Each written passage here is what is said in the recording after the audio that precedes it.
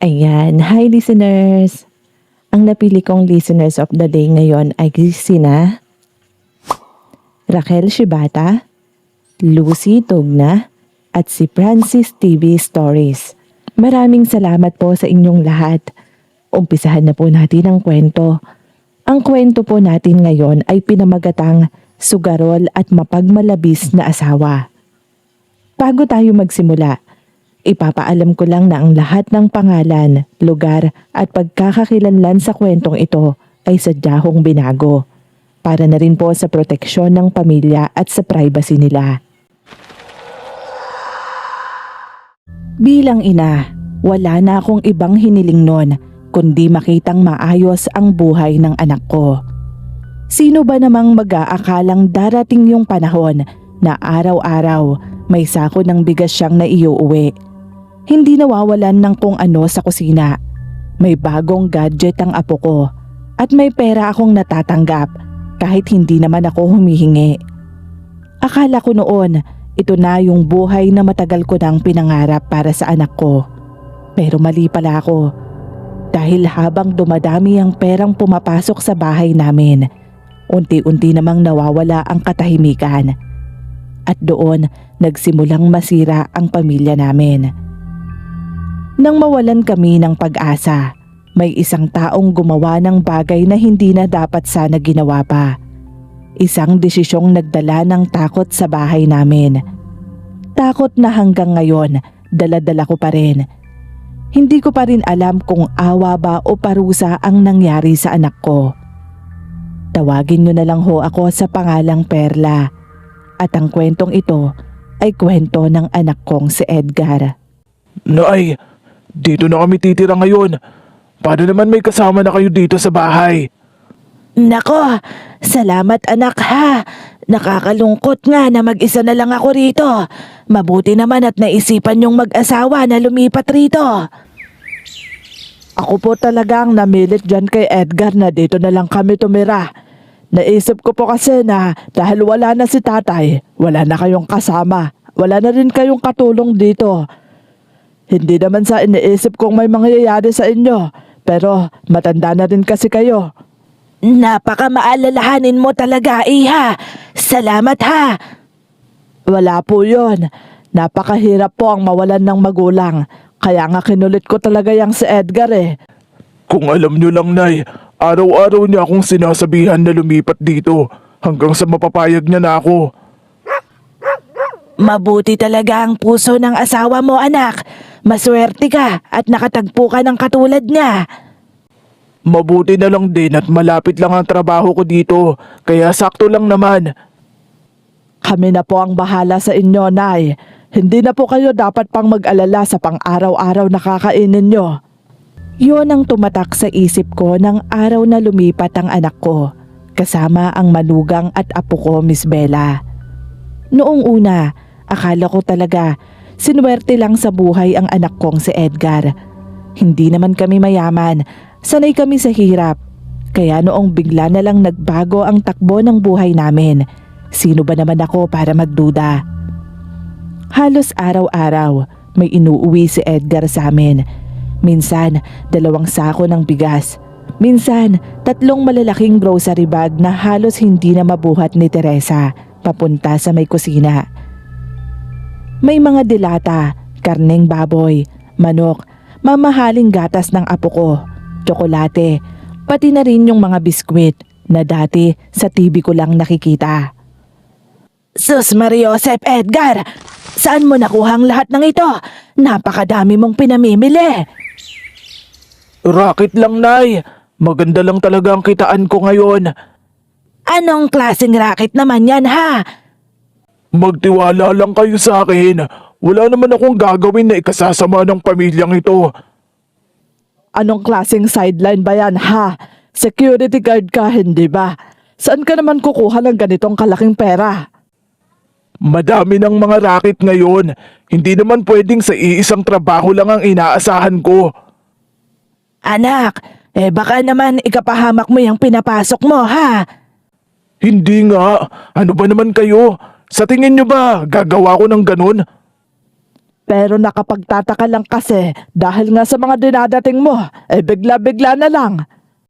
Oo, bakit? Masama bang mag-uwi ako ng mga grocery dito? Pag walang pera, problema nyo. Kapag meron, problema pa rin. Hindi naman yun ang punto ko. Nag-aalala lang naman kami ni nanay para sa'yo. Basta, maayos na trabaho ang racket ko. Hindi naman ako gagawa ng ikakapahamak ko. Kaya huwag na kayong mag-isip pa ng kung ano. Hindi na namin papinilit si Edgar. Sa totoo lang, mas gusto kong paniwalaan yung magandang side.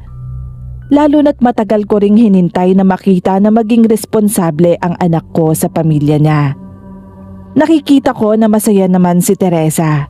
Sadyang nabigla lang siya. Humugot si Edgar ng makapal na sobre mula sa bulsa niya, tsaka inilapag sa lamesa. Binuksan ni Teresa yung sobre at halos manlaki ang mata niya. Ano ba to, Edgar? Ang laki naman yata nito. Pambili ng gusto nyo. Pambayad ng mga bills natin. Panggastos na rin. Bilhan mo si Mary ng mga kailangan niya. Bilhan mo din si nanay ng bagong damit. Pero, sobra pa to sa panggastos natin. Tanggapin mo na lang kasi. Ang dami mo pang sinasabi. Ano? Bakit ba? Magkano ba yung binigay niya? Nasa 10,000 po ito, Nay. 10,000? Ang laki naman yan. Sinabi ko naman na kasi sa inyo, maganda ang kitaan ko ngayon. Anak, hindi biro ang kumita ng ganyang kalaki. Ano ba kasing iniisip nyo sa akin? Wala naman, anak. Pero kung iisipin kasi, kahit mag-overtime ka, hindi naman ganyan kalaki ang kikitain mo. Ako na nga tong nagpapakahirap para sa inyo. Minamasama nyo pa. Hindi naman namin sinasabing masama ito. Pero kasi, Pero ano, kung makapagtanong kayo, para naman akong may ginagawang masama. Para sa inyo naman lahat ng ginagawa kong to.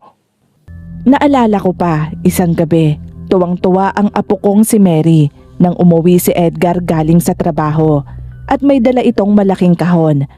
Mabilis na sumulubong sa kanya ang anak niya. Kasunod naman no ng manugang ko. Papa, ano yan? Parang computer? Buksan mo anak, nang makita mo kung anong laman. Po? Bakit? Sa akin ba to? Oo anak, sa'yo lahat yan. Wow! Tablet! Akin din po itong isa? Oo, sa'yo din. Sige na, buksan mo na. Laptop? Edgar, bakit ka naman bumili ng ganyan?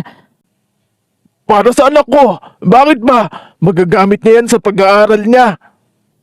Grade 2 pa lang yung anak natin. Advance lang mag-isip ang papa niya. Paglaki niya, may gamit na siya. Papa, sa akin talaga to? Oo naman anak, para paglaki mo, may magagamit ka.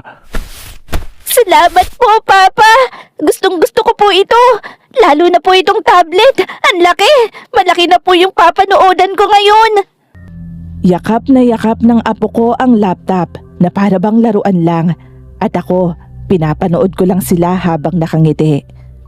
Matagal na panahon din walang masayang gabi sa bahay na yon. Kaya kahit may kung anong bumubulong sa isip ko na hindi tama sa bigla ang ginhawang natatamasa namin, hindi ko pinakinggan. Pati ako, hindi rin nakakalimutan ng anak ko. Isang hapon, umuwi siyang may kahon ulit na daladala. Oo nay, para sa'yo. Ano naman ito, anak? Para hindi ka na naiinitan sa pagtulog mo. Nako anak, hindi naman kailangan. Ang mahal nito, hindi ba? Iba to sa mga karaniwang electric fan lang. Pahaba siya at parang aircon sa lamig. Kailangan yan. Lagi kang naiinitan, hindi ba? Tsaka, matanda ka na rin. Hindi mo na kinakaya kapag sobrang init. Kaya dapat lang na may ganyan ka. Ang gastos mo naman yata, anak. Itabi mo na lang sana yung mga sobra niyong pera. Okay lang yun, Nay. Ngayon ko lang naman to nagagawa sa inyo. Tsaka, para maging komportable na rin kayo. Ay, gustuhin ko man natanggihan to. Nandito na ito eh. Kaya nga wala rin kayong magagawa. Para sa inyo rin naman yan eh. Hayaan nyo naman akong bumawi hanggat may maibibigay ako. Salamat anak ha. Pati ako inaalala mo. Pwede ba namang hindi? Nanay kita. Natawa pa kami noon sa pagsabi niya. Pero habang tumatagal, may mga bagay na kaming napapansin kay Edgar. Madalas nawala si Edgar sa bahay. Kapag umaalis ng hapon, madaling araw na siyang nakakauwi. Minsan amoy alak pa, minsan naman ay sobrang saya. Minsan naman iritable kahit walang dahilan. Doon na nagsimulang magtanong si Teresa sa kanya. Isang gabi, habang naghahain siya ng hapunan, tinanong niya ang anak ko. Edgar, saan ka ba talaga nagtatrabaho ha? Anong saan? Saan nga? Doon ka pa rin ba sa dati? Bakit mo ba natanong ha? Wala naman. Nagtataka lang kasi ako. Ano namang katakataka doon? Mahalaga, may trabaho ako. Hindi mo na dapat pang malaman kung saan. Asawa mo ko. Minsan sobra-sobrang perang inuuwi mo. Kahit hindi pa naman kinsenas. Sinong hindi magtataka? Teresa, ayaw mo ba ng maayos na buhay? Siyempre naman gusto ko. Pero hindi naman yun ang ibig kong sabihin. Bakit parang iniimbestigahan mo ko? Hindi naman sa ganon. Nagtatanong lang naman ako. Ano bang gusto mo? Bumalik tayo sa dati. Yung wala tayong makain. Yung kapos. Yun ba? Para hindi ka na magduda sa akin. Hindi naman sa ayaw ko ang nararanasan natin ngayon. Pero nag-aalala kasi ako sa'yo. Huwag ka nang mag-alala. Ako nang bahala sa sarili ko. Tsaka wala ka namang dapat ipag-alala. Kasi wala naman akong ginagawang masama. Napansin kong nag-iba ang mukha ni Edgar noon. Nawala yung masaya niyang tono. Parang bigla siyang naging defensive. Pagkasabi niya noon, tumayo siya at lumabas ng bahay, dala yung susi ng motor niya.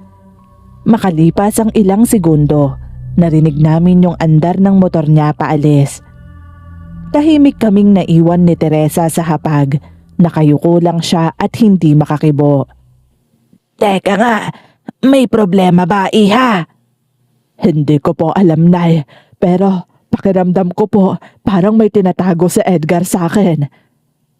Anong tinatago? Hindi kita maintindihan, anak. May hindi siya sinasabi tungkol sa mga inuuwi niya at sa perang ibinibigay niya sa atin. Hindi ba? Ang sabi niya, magtiwala lang tayo sa kanya. Nay, security guard lang ho si Edgar. Kahit doblehin pa ang sweldo niya, hindi aabot sa ganong halaga. Baka naman may sideline lang talaga siya, anak. Kung sideline lang yon, bakit ayaw nang sabihin kung ano? Natatakot ako para sa kanya, Nay. Bakit ka naman natatakot ka agad? Hindi mo pa naman alam kung ano talaga. Kasi hindi ko na po alam ang iisipin ko. Gusto ko siyang intindihin, pero ibang pumapasok sa isip ko. Ano ba sa tingin mo ang ginagawa niya? Minsan naiisip ko, Nay, baka may illegal na siyang pinapasok. Mariosep ka! Huwag naman sana! Bigla naman akong natakot ron. Aaminin ko, isang bagsakan ang binibigay ni Edgar at parang hindi yun nauubos. Pero huwag naman sanang mangyari ang sinabi ni Teresa. Napatingin ako sa may pintuan. Dati, kapag may perang idinadating si Edgar, gumagaan ang pakiramdam ko. Pero nang gabing yon, nakaramdam ako ng kaba sa perang inuuwi ng anak ko. Hanggang sa mapansin na namin ang malaking pagbabago kay Edgar. Noong una, akala namin pagod lang siya sa trabaho. Pero habang tumatagal, mas dumadalas na wala na siya sa bahay. Minsan, dadating siya ng gabi, magbibihis, tapos aalis ulit at madaling araw na nakakauwi. Minsan naman, 2 araw na hindi nagpaparamdam. At sa tuwing babalik siya, lagi siyang may dalang pera. Pero iba na ang dating ng perang inuuwi niya sa amin ngayon. Dati, masaya siya pag umuuwi. Ngayon iritable na, mabilis magalit at halos ayaw nang kausapin kahit sino. Isang gabi, habang nagpahapunan kami, napansin ni Teresa na may kulang. Sandali, lasan yung tablet ni Mary? Yung tablet na pink ba? Yung laging ginagamit ng apo ko, panglaro at pangnood niya ng mga cartoons. Opo, Nay. Ngayon ko lang ho napansin na wala at hindi hawak ni Mary. Edgar, nakita mo ba yung tablet ng anak mo? Oo, binenta ko na yun. Ano? Bakit mo naman ibinenta? Kailangan ko ng pera, kaya binenta ko. Gamit yun ng anak mo. Ano ka ba naman? Wala ka nang magagawa, naibenta ko na. Ikaw mismo ang bumili nun sa kanya, tapos ikaw lang din ang magbebenta. Hindi naman mabubuhay ang bata sa tablet lang. Pero hindi mo mapapalitan yung saya na naibibigay nun sa kanya. Saan na nga pala napunta yung pera? Basta, wala ka nang pakialam pa doon. Tumayo na si Edgar nun at dumiretso sa may lababo. Doon na nagsimulang mapaisip si Teresa. Mula noon, isa-isa nang nawala ang mga gamit sa bahay. Yung bago kong electric fan, hindi rin napalampas. Nagising na lang ako isang umaga, nawala na sa tabi ko yon at init na ako. Kaagad kong tinawag ang manugang ko noon. Teresa! Anak! Nasaan yung ventilador ko? Nakita mo ba? Nandyan lang ho yun ah. Hindi kaya kinuha ni Edgar. Hiniram niya at dinala dyan sa may kwarto nyo. Wala naman ho sa kwarto namin. Sandali ho at tatanungin ko. Edgar, nakita mo ba yung electric fan ni nanay? Yun ba? Binenta ko na yun kagabi. Ano? Pati ba naman yun? Hindi naman yun ginagamit buong araw eh. Tsaka, sanay naman siya na wala yun. Bakit mo naman ibebenta na lang nang hindi ka nagpapaalam? Ako ang bumili noon, hindi ba? Kaya ako ang magdidesisyon kung ibebenta ko man o hindi. Oo nga't ikaw ang bumili. Pero binili mo yun para kay nanay. Kaya naman ni nanay ng walang electric fan. Isa pa, gipit ako at kailangan ko ng pera. Pera? Lagi ka na lang nauubusan ng pera. Ano bang ginagawa mo sa pera ngayon, ha? Wala ka nang pakialam. Bakit ba tanong ka ng tanong? Tahimik akong nakaupo. Hindi ko alam kung anong mararamdaman ko noon. Nahihiya ako, pero mas nangingibabaw ang kaba ko. Makalipas ang ilang araw, mas malala pa ang nangyari. Umuwi si Mary galing sa eskwela. Gaya ng ginagawa niya, dediretso siya sa kwarto para magbihis. Pero nang hapon na yon, agad din siyang lumabas. Ma, nasan po yung laptop ko? Wala na po dito sa kwarto natin. Ano? Nandun lang yun sa tabi ah. Pinagpanoonan pa nga natin yun kagabi, hindi ba? Opo, pero wala na po kasi talaga sa kwarto eh. Saan naman mapupunta yon? Ay, ano ba yon? Edgar! Oh, ano na naman ba? Nasaan yung laptop ni Mary? Nakita mo ba? Teka nga, lasing ka na naman. Bakit? Masama bang maglasing ako, ha? Pagod na ako sa trabaho. Tsaka, yung laptop na yon, wala na. Binenta ko na, ipinangbili ko ng alak. Pati ba naman yung laptop ng anak mo? Ano, lahat na lang ba ibibenta mo? Tumigil ka, ha? Wala kang karapatan na questionin ako sa mga ginagawa ko dahil ako naman ang bumili ng lahat ng yon. Kaya may karapatan na kong bawiin hanggat gusto ko. Kahit gamit ng bata, hindi mo pinatawad. Saan ba napupunta talaga ang mga perang yun, ha? Napansin kong umiwas ng tingin si Edgar noon. Doon ko unang nasiguro na malaki na ang problemang nangyayari. Lumapit si Mary kay Teresa. Yumakap na lang ang manugang ko sa anak niya. Hindi siya nakasagot nang magtanong ito sa nangyayari. Kahit ako, hindi ko alam kung paano ipapaliwanag sa bata ang ginagawa ng ama niya. Kinabukasan, napasigaw si Teresa. Lumabas ako kaagad ng kwarto. Hawak niya noon yung maliit na lalagyan niya ng alahas. Lumapit siya kay Edgar na noon ay nakahiga lang sa papag. Edgar, nasan na yung mga alahas ko? Ano, pati ba naman mga alahas ko binenta mo na rin? Oo, kailangan ko ng pera. Wala na akong iba pang mapagkukuhanan kung hindi ang mga yan. Ano? Pera na naman. Kabebenta mo lang nung laptop kahapon. Tapos ngayon, kailangan mo na naman ng pera. Bakit ba? Tsaka di ba kaya ka nga bumili ng alahas para kapag gipit na tayo, may maibibenta o maisasanla tayo? Pero hindi naman ibig sabihin nun na pwede mo nang ubusin ang lahat. Babawiin ko rin naman yon. Kailan mo babawiin ha? Wala ka na nga naiuwi dito. Puro ka na lang benta. Ni sahod mo, wala ka na rin naibibigay. Tumahimik ka! Ngayon, sabihin mo sa akin, saan na pupunta ang pera mo? May inaayos lang ako, kaya kailangan ko ng pera ngayon. Ano nga ang inaayos mo? Puro ka na lang ganyan. Wala kang maayos na sinasabi. Tumahimik ka! Kapag sinabi kong may inaayos ako, tapos na ang usapan, hindi yung magtatanong ka pa. Wala ka talagang patawad. Lahat na lang kinuha mo. Wala ka nang tinira para sa amin. Napansin kong namumula na ang mata ng anak ko. Hindi ko alam kung dahil yon sa pagkakatulog niya o dahil sa galit niya. Tumayo siya at biglang sinuntok yung dingding. Halos mapatalon pa sa gulat ang apo ko dahil sa ginawa ng ama niya.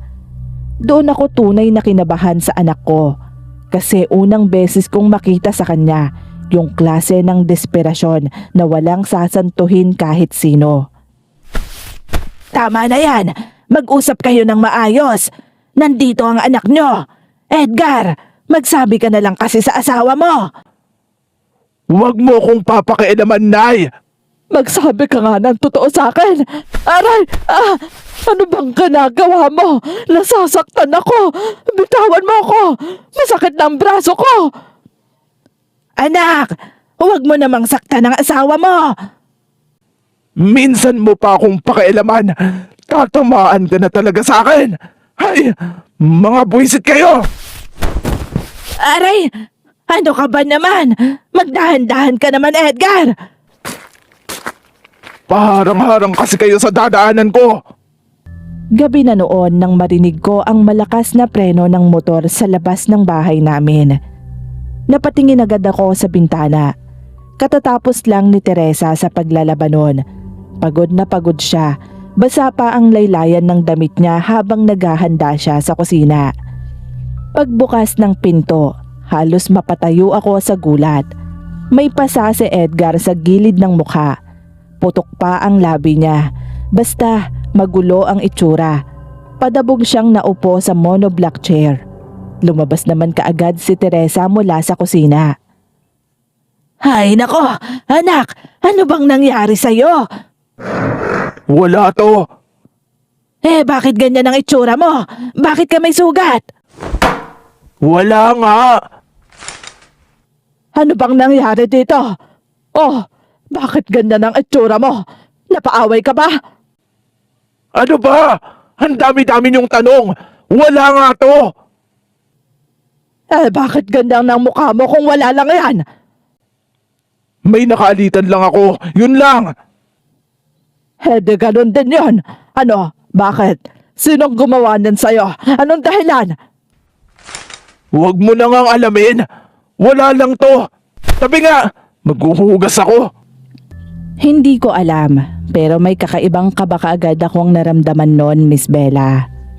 Nakatingin lang ang manugang ko kay Edgar. Yung tipong may iniisip na siya pero hindi niya lang masabi. Maya-maya, may narinig kaming sigaw mula sa labas. Napalingon kaming lahat. Nandoon si Dado. isa sa mga may kaya sa lugar namin. Mukhang lasing din ito. Hoy, Edgar! Lumabas ka nga dyan! Ano bang nangyayari dito, Dado? Anong kailangan mo sa amin?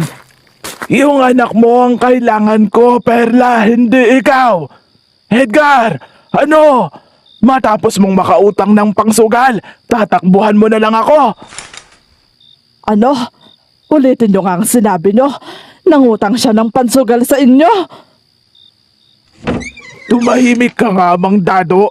Maayos ang naging usapan natin, hindi ba? Bayaran mo muna ang utang mo sa akin. Akala mo ba habang buhay kang mananalo dyan sa sugal? Ang lakas ng loob mong mangutang. Ngayon, ano? Sa wala pa nga akong pera sa ngayon. Sinugal mo na kasing lahat. Tapos ngayon, ako pang maghihintay sa'yo kung kailan mo gustong magbayad. Sinabi ko naman na sa inyo, hindi ba? Babayaran din kita. Siguraduhin mo lang, dahil kung hindi, idadaan ko to sa legal na usapan. Parang binuhusan ako ng malamig na tubig sa mga narinig ko. Napaupo si Teresa matapos isara ni Edgar ang pinto. Nanlalaki ang mata niya. Katulad ko, hindi rin siya makapaniwala sa mga narinig. Doon naging malinaw ang sagot sa mga katanungan namin tungkol sa pinagkukunan ni Edgar ng malaking halaga. Pagtingin ni Edgar sa amin, galit na siya. Ano? Nagsusugal ka? Kaya palang laki ng perang ibinibigay mo noon. Doon pala nang gagaling ang lahat. Ano naman ngayon? Wala kayong pakialam. Nakinabang din naman kayo, hindi ba? Yun palang dahilan kung bakit ka laging wala. Kaya lagi ka na lang madaling araw kung umuuwi. Oo, pero guminhawa naman ang buhay natin dahil doon. Kaya tayo nakaranas ng magandang buhay, hindi ba? At ngayon, anong meron tayo? Tignan mo nga, wala na tayong mga gamit. Ano? Ako na lang bang dapat sisihin sa lahat ng ito? Sino pa ba ha? Oo, nagpapasalamat kami nung nag-uuwi ka ng malaking halaga. Pero lahat ng yon binawi mo rin. Kulang na lang nga pati pagkain binili mo. Ipaluwa mo pa sa amin. Biglang hinampas ni Edgar yung mesa. Umiyak kaagad ang apo ko dahil sa takot. Pero parang walang naririnig si Edgar noon. Nanginginig na ako noon sa gilid. Hindi ko alam kung paano aawat. Parang ibang tao na yung anak ko. Nanlilisik ang mata niya habang humihinga ng malalim. Tumahimik ka! Huwag mo akong sinisigawan. Sinabi ko lang naman kung anong nangyayari. Pinagpalit mo kaming pamilya mo sa pagsusugal.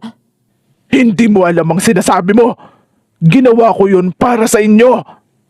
Ano pa bang hindi ko alam, ha? Naubos mo ng lahat ng gamit natin. Alahas, pera, ano pa ba? Babalik din naman ang perang yon. Kailan pa? Kapag wala na tayong lupa at bahay. Huwag mo akong binabaliit, Teresa. Gumagawa ako ng paraan para makabawi. Hindi kita minamaliit. At kung talagang gusto mong makabawi, hindi yung pagsusugal mo ang paraan. Oo, at nakatulong ang mga panalo mo noon. Pero ngayon, hindi ko alam kung hanggang saan ka dadalhin yan. Bigla kaming natahimik lahat. Tumingin si Edgar kay Teresa ng matagal bago padabog na lumabas ulit ng bahay. Maya-maya lang, narinig na lang namin yung mabilis na pag-alis ng motor niya. Tanging iyak na lang ng apo ko ang maririnig noon. Lumuhod si Teresa sa harap ng anak niya at niyakap ito ng mahigpit. Doon nagsimula ang tunay na hirap ng pamilya namin. Kung dati, puno ng mga groceries ang kusina, ngayon, asin, toyo at tuyo na lang ang laman ng cabinet. Minsan, wala pa. Dati-rati, may baon si Mary araw-araw. Ngayon, madalas siyang pumapasok na tinapay lang ang dala. Minsan, wala na talaga kaming maibigay pa sa kanya. Naalala ko pa, Miss Bella, isang gabi, tahimik lang si Teresa habang nakatitig sa may kaldero. Hanggang dito na lang ang bigas. Huling tasa na to. Hindi ko alam kung magkakasya pa to sa atin. 3 pa kami rito. Tsaka, uuwi pa sa Edgar mamaya.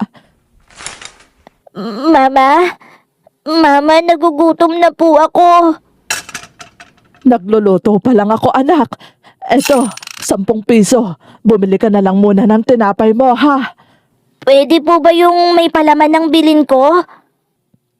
Kahit ano, basta kasya yung 10 piso. Ay, ilulugaw ko na lang ito para magkasya sa ating lahat. Anak, alam kong malalagpasan rin natin ito. Ang hirap lang po na kahit bigas hindi ko na alam kung saan pa kukuha. Lakasan mo ang loob mo, anak. Isang tanghali, nasa kusina si Teresa noon.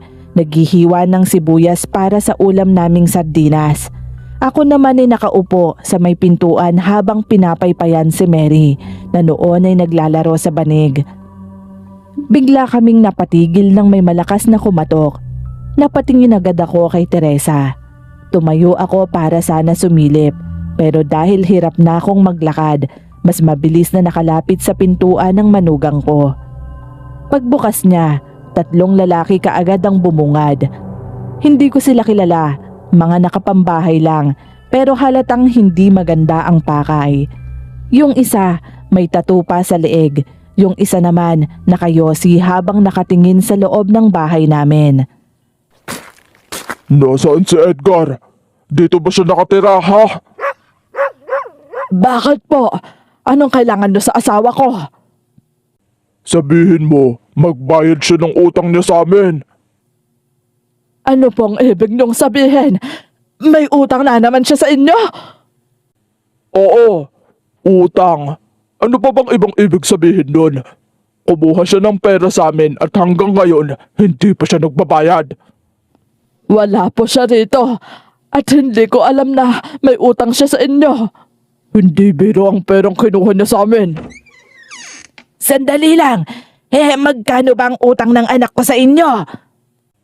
Nanay ka na. Huh.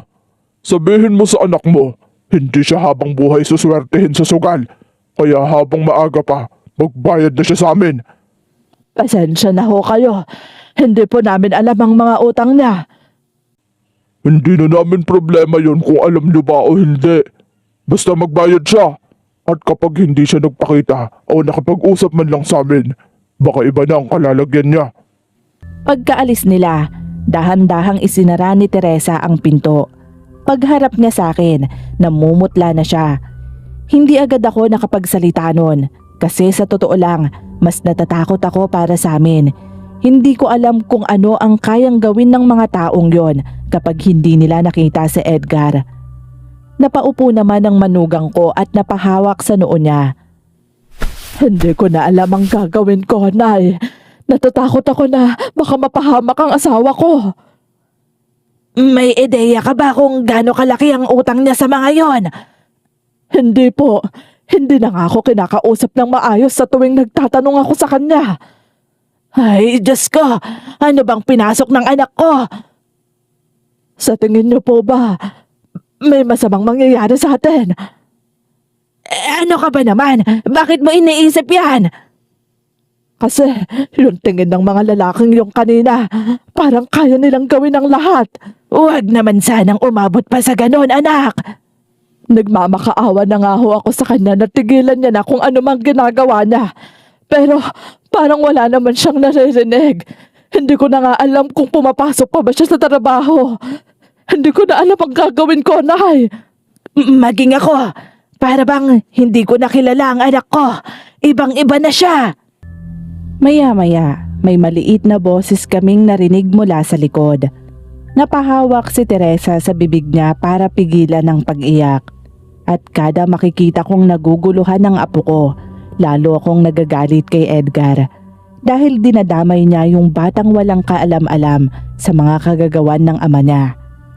Nanatiling gano'n ang pamumuhay namin sa loob ng kalahating taon nang biglang dumating si Lani, ang bunsong kapatid ni Teresa. Narinig ko na lang yung maingay niyang boses sa labas.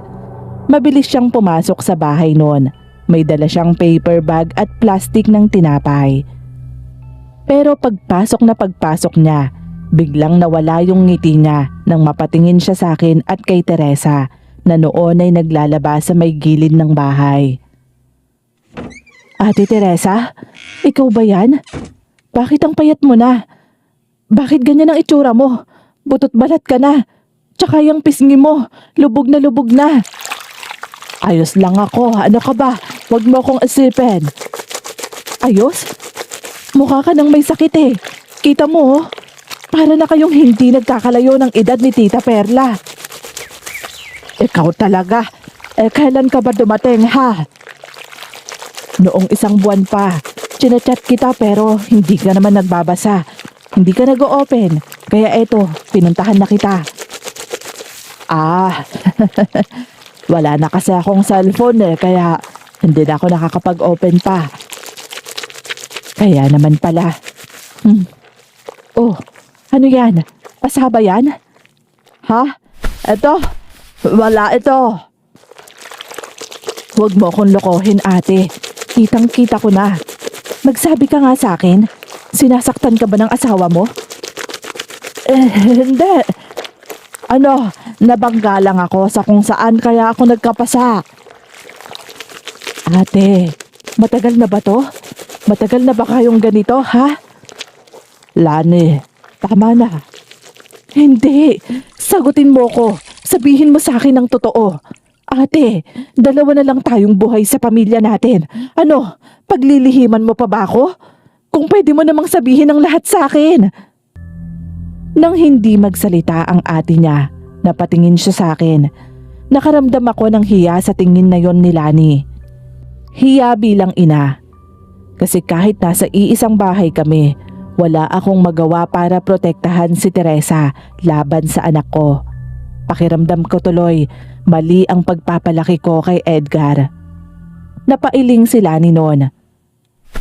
Base sa pasamo, hindi yan iisang beses lang na nangyari. Ayaw ko ng gulo, Lani.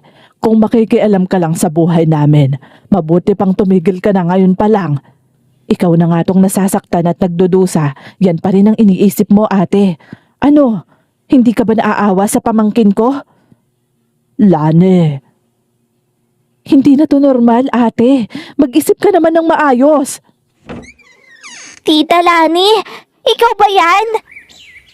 Mary, may ibibigay ako sa'yo mamaya ha. Pero dun ka na lang muna sa may labas. Mag-uusap lang kami ng mama mo. Ate? Ano ba talagang nangyayari dito? Hindi na sumagot si Teresa noon at kahit anong tanong ng kapatid niya, wala siyang sinasagot. Gabi na nang dumating si Edgar. Narinig namin kaagad yung malakas na busina ng motor niya sa labas. Pagpasok niya, amoy alak na kaagad ang paligid. Padabog niyang hinubad yung belt bag niya. Nasa sahig naman si Mary noon habang nagkukulay. Oh, anong pagkain natin ngayon? Eto, may dating ang kapatid ko. Nasakto nga dahil walang-wala na tayong makakain. At ako pang may kasalanan. Sino pa ba? Ano bang ginawa mo sa pera natin noon? Winaldas mo sa pagsusugal mo. Huwag mo kong sisihin. Asan ang perang binigay ko noong huli? Aray! Bitawan mo nga ako. Paanong hindi kita sisisihin? Lahat na lang ibinenta mo. Tsaka anong perang sinasabi mo? Wala na yun lahat. Huli kang nagbigay. 4 na buwan nang nakakalipas. Para sa pamilya rin naman natin yun. Ilabas mo na para may pangbaboy ako. Wala na nga. Tsaka kung para sa atin talaga yung ginagawa mo, ay bakit ganito ang kalagayan natin ngayon? Sarili mo na lang ang iniisip mo. Dahil ang mahalaga lang sa'yo, yung pagsusugal mo. Hindi mo kasi ako naiintindihan. Anong hindi ko naiintindihan? Na inuuna mo yung pagsusugal mo? Na umaasa ka na lalago ang pera mo gaya ng dati? Tumahimik ka! Kung wala ka rin namang sasabihing matino, mabuti pang itikom mo na lang yung bibig mo. Ikaw ang tumahimik! Wala ka nang ang ginagawa para sa pamilyang to. Nagagawa mo pang mag-demand. Napalingon ako kaagad nang tumama ang sampal sa pisngi ni Teresa, dahilan para mapaupo siya sa sahig. Napatayo ako para umawat pero mabilis na lumapit si Lani sa ate niya. Kababalik niya lang noon galing sa tindahan kung saan bumili siya ng bigas at nagbayad na rin ng utang namin. Edgar! Ano ka ba naman anak? Hayop ka! Anong ginawa mo sa ate ko? Huwag kang makialam dito! Kasalanan mo to! Ikaw ang nagdala ng lahat ng to sa pamilya natin! Edgar, tama na! Hindi pa ba sapat ang paghihirap ng asawa mo sa araw-araw? Ganon din naman ang ginagawa ko noon. Noon yun, anak. Pero simula nang magsugal ka, naghirap na ang pamilyang ito. Wala ka nang ibinibigay sa asawa mo para may pambili ng pagkain. Tapos uuwi ka at magagalit dahil walang nakahanda sa hapag. Kaya napipilitan si Teresa na makilabada, makikatulong, para lang may maipambili kahit na papaano. Pero nagrereklamo ka pa rin. Pero sa sobrang galit ng anak ko, itinulak niya ako. Napahiyaw ako nang mawalan ako ng balanse. Bumagsak ako. Parang tumigil ang paligid ko noon. Ang nararamdaman ko na lang yung likod ko. Masakit dahil sa pagbagsak. Nakita kong namutla si Edgar sandali. Parang natauhan siya. Pero mabilis ding napalitan ng galit ang ekspresyon niya. Umiyak na si Mary sa may sulok. Kung hindi kayo nakialam, hindi yan mangyayari sa inyo. Ang kapal mo rin talaga, no? Siya pa talagang sisisihin mo? Tumigil ka, sabi! Labas ka sa pamilyang to, kaya wala kang karapatang makialam. Edgar, tama na! Anong klase kang lalaki? Pati babae sinasaktan mo! Wala kang alam sa nangyayari, kaya wag mo akong pakialaman! Aray! Ano? Pati ako sasaktan mo? Masyado ka kasing pakialamera! Umalis ka rito sa pamamahay namin! Hindi siya aalis! Ako ang nagpatuloy sa kanya dito. Tsaka gabi na, wala siyang ibang mapupuntahan. Delikado kung paaalisin siya ng ganitong oras. Bahala nga kayo! Magsama-sama kayo! Kinabukasan, katatapos lang ng gulo sa bahay noon, maagang nagising si Lani. Tahimik siyang nag-aayos ng gamit habang madilim pa sa labas. Nagising ako dahil sa kaluskos niya. Nasa isang sulok lang si Teresa noon. Tahimik na nakaupo. Halatang magapa ang mata sa kakaiyak kagabi. Maaga ka yatang aalis ngayon, Lani. Opo, tita. Marami po kasi akong dapat na ayusin. Hindi ka man lang ba kakain? Hindi na ate. Sa daan na lang ako kakain. Marami namang karinderya dyan eh. Saan ka ba pupunta, iha? Po? May kailangan po akong mga ayusin na papeles sa pagbabalik ko sa Mindoro. Tsaka may dadalawin na rin ho akong kaibigan. Matatagalan ka ba? Hindi ako sigurado ate. Hindi ko alam pero sinisigurado kong babalik ako rito. Hindi dapat nila malaman ang totoo kong gagawin. Para to sa kanila at para sa pamangkin ko. May kakaiba nun sa tono ni Lani. Parang may mabigat siyang iniisip at hindi yun tungkol sa pag-aayos ng mga papeles. Paglabas niya ng bahay, napansin kong palingali nga siya. Para bang sinisiguro niya na walang susunod sa kanya. At doon na nagsimula ang mga bagay na hanggang ngayon hindi ko pa rin maipaliwanag. Makalipas lang ang ilang araw, napansin naming nagbago si Edgar. Noong una, akala namin epekto lang ng alak o pagpupuyat niya sa sugal. Pero hindi na normal ang nangyayari sa kanya. Isang gabi, bigla akong nagising sa malakas niyang pagsasalita sa sala. Paglabas ko ng kwarto, nadatnan ko siyang nakaupo sa sahig, pawis na pawis. Anak, sino bang kinakausap mo? May tao kasi dyan sa labas, Nay. Ano? Saan? Kanina pa naglalakad dyan sa labas. Kaya nga sinasabihan ko eh. Baka nagmamanman yun. Kanina ko pa naririnig yung mga yabag niya. Paikot-ikot siya dyan. Wala naman ah. Wala namang kahit sinong sa labas. Huwag mo nga akong niloloko, Nay. May tao nga. Ano na naman bang nangyayari dito, ha? Bakit ba sumisigaw ka na naman, Edgar? May nagmamasid kasi sa atin. Sigurado ko magnanakaw yun. Anak, wala naman talagang tao sa labas. Meron nga, Nay. Ay, nako.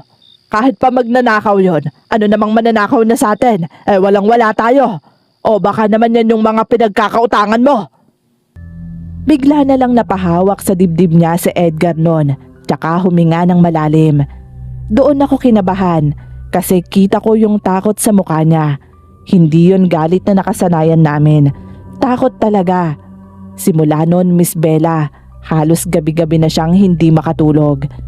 Minsan, bigla na lang siyang sisigaw. Minsan naman, nakaupo lang siya sa isang sulok habang nakatulala. Parang sumisikip ang dibdib ko. Kumalma ka nga lang. Ibaling mo sa ibang isip mo, Edgar. Ano ba kasing ginagawa mo? Huminahon ka nga lang. Lumayo ka nga. Huwag mo akong lalapitan. Anak, baka kailangan na nating magpatingin sa doktor. Hindi. Walang magpapatingin sa doktor. May nanggugulo lang sa akin kaya ako nagkakaganito. Ilang gabi ka nang nagkakaganyan.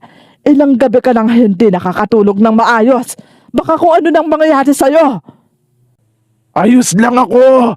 Kaya ko ang sarili ko. Umalis na nga kayo rito. Pero halata namang hindi ayos si Edgar noon. Mabilis din siyang pumayat. Namumutla na rin ang balat. Palaging pawis na pawis. At higit sa lahat, may kakaibang amoy na nagsimulang kumapit sa katawan niya. Noong una, akala ko amoy lang ng pawis yon. Pero habang tumatagal, bumabaho. Kahit bagong ligo siya, masangsang na kaagad ang amoy. Isang umaga, habang nasa sala ako, paglabas ni Edgar galing banyo, napansin ni Teresa yung mga sugat sa braso niya. Anong nangyari dyan sa braso mo? Makati! Basta! Ano ba yan? Kaliligo ko lang eh. Ang katina naman. Tumigil ka nga muna dyan sa kakakamot mo. Namumula at nagsusugat na yung braso mo. Hindi ko nga mapigilan. Pakiramdam ko may gumagapang na kung ano sa balat ko. Kaya ako makati ng ganito. Baka naman na allergy lang yan. Puro kasi itlog ang inuulam natin. Dahil yun lang ang kaya kong bilhin ngayon. Hindi to basta allergy lang. Kung allergy to, sana nawala na to kahapon. Edgar, tigilan mo na nga yung pagkamot mo. Dumudugo na yung leeg mo. Ang kati nga eh. Buisit. Lola, nakakatakot po si Papa. Bakit hindi siya nakikinig kay Mama? Apo, mabuti pa lumabas ka na muna. Makipaglaro ka. Gagamutin lang ng mama mo yung sugat ng papa mo, ha? Okay po. Sige po. Doon muna ako kila Tita Mara. Oo, sige. Ay, Diyos ko. Teresa, damihan mo na yung pamunas. Habang tumatagal, lumalala pa ang nangyayari. Isang gabi, habang kumakain kami ng lugaw, biglang napatigil si Edgar. Napahawak siya sa tiyan niya. Tapos bigla siyang tumayo at tumakbo palabas. Kasunod noon, narinig namin ang malakas niyang pagsusuka sa labas. Paglabas namin, nakaluhod na siya sa lupa habang sumusuka ng kung ano. Dalhin na kaya natin siya sa ospital? Ayoko. Huwag niyo akong ilalabas sa bahay na to. Edgar, hindi na magandang nangyayari sa'yo. Magmamatigas ka pa ba? Wala akong sakit. May nakain lang ako kaya ako ganito. Walang pupunta sa ospital. Sige, kung ayaw mo sa ospital, sa albularyo na lang tayo pupunta. Nahihibang na ba kayo, Nay? Wala nga akong sakit. Tsaka ano bang magagawa ng albularyo? Niluloko lang nila kayo. Walang pupunta kahit saan. Bahala ka. Gusto ka naming maging maayos, pero ganyan ka pa rin. Sige, magtiis ka dyan sa sakit mo. Nako! Humihingal si Edgar habang nagpupunas ng bibig. Hindi na siya lumalabas ng bahay simula nang magkasakit. Yung dating malakas at palaging galit, madalas na lang nakahiga ngayon habang hingal na hingal. Minsan, nakatitig lang siya sa bubong. Minsan, bigla na lang mapapasigaw sa kalagitnaan ng gabi. Halos gabi-gabi na rin akong hindi makatulog dahil doon. Isang gabi, habang nasa kusina kami ng manugang ko, rinig namin yung mahinang ungol ni Edgar mula sa kwarto. Nagkakapi kami noon, hanggang sa hindi ko na napigilan na magsalita. Tahimik lang si Teresa noon, nakatingin lang siya sa may tasa niya. Iha, hindi kaya may gumagawa nito sa anak ko? Hindi ko alam, Nay, pero posible na karma niya na yan. Pero kahit na ganon, kita nyo naman, pareho pa rin ang ugali niya. Mataas pa rin ang tingin niya sa sarili niya. Gusto niya siya pa rin ang masusunod. Hindi ko lang maiwasan na mapaisip. Simula kasi nang magkaganyan siya, hindi na rin nagpupunta rito yung mga naniningil sa kanya. Sinasabi niyo ho bang sila ang may gawanan sa kanya? Paano naman ho bang yayari yon? Hindi mo ba alam ang kulam? Kaya nilang magbigay ng sakit sa isang tao kahit wala naman direktang pagbibigay. Hindi ko po alam na totoo pala na may ganyan. Ang kaso lang ayaw magpunta ng anak ko sa albularyo para sana makasigurado tayo. Kahit na may hinala kayo, wala tayong magagawa kung ayaw ni Edgar. Kilala niyo naman yung anak niyo, ayaw nang mapagsasabihan. Hindi ko alam kung masasaktan ba ako o maiintindihan ko ang manugang ko. Kasi bilang ina, masakit na marinig na parang deserve ng anak ko ang nangyayari sa kanya. Pero bilang babae, nakikita ko rin ang lahat ng sakit na tiniis ni Teresa sa kamay ng asawa niya. Napabuntong hininga na lang ako noon hanggang sa marinig namin yung malakas na sigaw ni Edgar mula sa kwarto. Kasunod noon yung mga kalabog ng kung anong mga nahulog. Lumayo ka! Umalis ka dito! Huwag mo akong guluhin! Ano bang kailangan mo sa akin, ha? Ano na naman bang nangyayari sa'yo? Ay, Diyos ko! Edgar! Ano ba? Bakit ka ba nang babato, ha? May babae dito kanina. Ginugulo niya ako. Edgar, ano bang sinasabi mo? Nakatayo siya dyan. Kanino pa siya nakatingin sa akin? Kung ano-anong mga sinasabi niya. Wala namang ibang tao dito. Meron nga. Paalisin niyo siya. Pinapasakit niyang ulo ko. Wala nga. Tayo lang andito. Wala nang ibang tao. Meron. Nandun siya. Nandun lang siya kanina. Doon ko na-realize, hindi lang si Edgar ang unti-unting nasisira, kundi pati ang buong pamilya namin. Makalipas ang ilang araw, bumalik si Lani. Tanghali na noon, pagpasok niya, si Teresa kaagad ang hinanap niya. Si ate po, Tita Perla, nasaan po?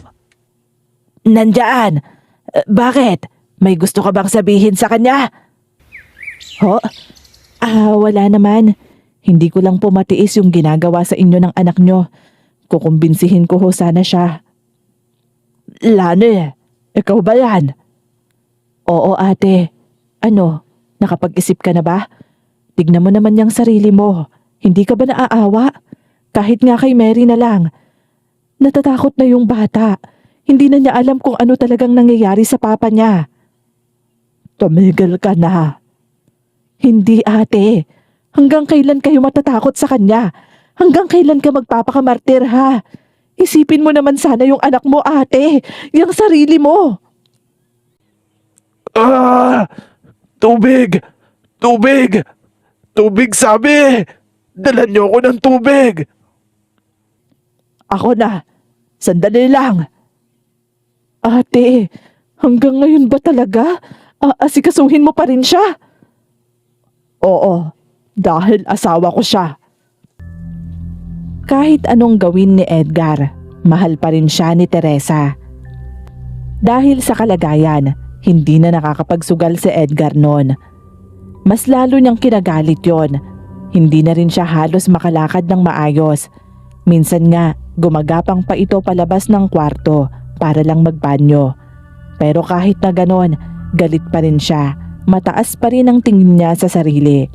Isang gabi, habang nilalagyan ko siya ng bimpo sa noo dahil mainit siya, bigla na lang niya akong hinawakan ng mahigpit sa braso. Kayo ang may gawa nito sa akin ano? Anak, ano bang pinagsasasabi mo? Bitawan mo nga ako! Pinaparusahan niyo ko. Gusto niyong mangyari to para magawa niyo na ang gusto niyo. Tama na yan, Edgar! Bitawan mo si nanay! Ikaw, gusto mo to hindi ba? Gusto mo kong mawala sa buhay mo? Wala akong ginagawa sa'yo. Ang dapat mong sisihin yung sarili mo. Ikaw ang dahilan ng lahat ng ito dahil yan sa lintik na pagsusugal mo. Buisit! Kapag ako bumalik sa dati, pagbabayarin ko kayo. Hindi ko kayo patitikman kahit ilang sentimo ng mapapalanulan ko. Sayong-sayo na yung pera mo kung doon lang din naman manggagaling. Binitawan na ako ni Edgar. Agad akong napahawak sa namumula kong braso noon. Galit na galit siyang tumingin sa manugang ko. Pero sa pagkakataong yon, wala nang natatakot sa kanya. Dahil yung lalaking kinakatakutan namin noon, sinisingil na siya ng sarili niyang kasalanan ngayon. Isang araw, tuluyan nang umalis sila Teresa at Mary sa tulong na rin ni Lani. Nagising ako noon dahil hirap na rin akong makatulog dahil sa edad ko. Paglabas ko ng kwarto, nadatnan ko si Teresa na nagsasara ng bag habang si Mary naman ay yakap-yakap ang ilang mga gamit niya. Nasa may pintuan naman si Lani noon, naghihintay. Aalis na ba kayo? Opo, Nay. Aalis na ho talaga kami. Lola, sumama ka na po sa amin. At sino namang maiiwan sa papa mo, Apo? Kawawa naman siya kung wala siyang kasama rito. Nay, pasensya na ho kayo ha kung iiwan namin kayo. Bakit ka naman humihingi ng tawad? Hindi ko na ho kasi talaga kaya. Hirap na ho ako, Nay. Naiintindihan kita at kahit ako, hindi ko na rin alam kung paano pa siya tutulungan. Matagal na tayong nagtitiis, lalo ka na, Teresa. Okay lang po ba talaga sa inyo na maiiwan kayo dito? Oo, anak ko siya at kahit anong mangyari, hindi ko naman hahayaan na mag-isa lang siya. Mahalaga ka rin sa akin, Iha, kaya gawin mo ang dapat para sa anak mo at para sa iyo. Pareho kaming umiiyak noon. Bago sila umalis, tumingin pa si Teresa sa kwarto ni Edgar. Nagpaiwan ako noon, Miss Bella. Hindi dahil kinakampihan ko si Edgar, kundi dahil naaawa pa rin ako sa anak ko. Ina ako eh. Kahit gaano kasama ang nagawa ng anak ko, may parte pa rin sa akin na hindi siya bibitawan. Sa mga sumunod na buwan, lalong nanghina ang anak ko. Ginawa ko ang lahat para mabuhay kami. Nanlimos at nanghihingi ako ng makakain namin hanggang sa dumating na yung araw na tuluyan na siyang nawala. Ngayon, kasama ko pa rin sila Teresa. Hindi niya ako iniwan. Bumalik siya matapos ang 3 buwan. Mga 1 buwan din yon bago nawala si Edgar. Kahit wala na ang anak ko at pwede naman niya akong pabayaan dahil nanay ako ni Edgar, hindi niya ginawa. Mas inaalagaan niya pa ako habang tumatanda ako. Tunay na ina ang turing niya sa akin. At si Mary, mabait. Malaki na siya ngayon. Malayo ang ugali niya sa tatay niya. Yun ang ipinagpapasalamat ko sa lahat. Nay, malalim na naman ang iniisip nyo. Sabi ng doktor, huwag niyong i-estresan ang sarili nyo. Matanda na lang siguro talaga ako kaya ganito. Lahat inaalala ko hanggat kaya pa ng isip ko. Lola, eto po oh. Oh, ano naman yan po? Basahin niyo po yan. Pocketbook po yan ni Mama nung dalaga siya. Tinatago niya pa rin po hanggang ngayon. Hoy, ikaw talagang bata ka. Saan mo ba nakita yan ha? Bakit mama? Kinikilig ka pa rin ba dyan? Manahimik ka nga. Lumalaki ka talagang malokong bata ah. Habang nakatingin ako sa kanilang dalawa, doon ko na-realize na kahit gaano kasakit ang mga pinagdaanan namin, may saya pa rin pagkatapos ng lahat. Pero aaminin ko, Miss Bella, hanggang ngayon, naiisip ko pa rin, kung hindi ba kami nasanay sa perang inuuwi ni Edgar noon, mas maaga ba naming nakita ang totoo, na may mali, na may tinatago siya sa amin. Isang bagay ang natutunan ko, hindi lahat ng perang sobra, malinis. May mga perang mukhang biyaya sa umpisa, pero unti-unti pa lang sisira ng pamilya. Alam nyo, sa totoo lang, hindi ko maiwasan isipin kung gaano karaming pamilya ang nakakaranas ng ganito. Nakakalungkot lang na may mga taong nararanasan ng ganito. Kayo, anong masasabi nyo sa kwentong ito? Comment down below, babasahin ko yan lahat at susubukan ko kayong replyan isa-isa. See you sa next upload.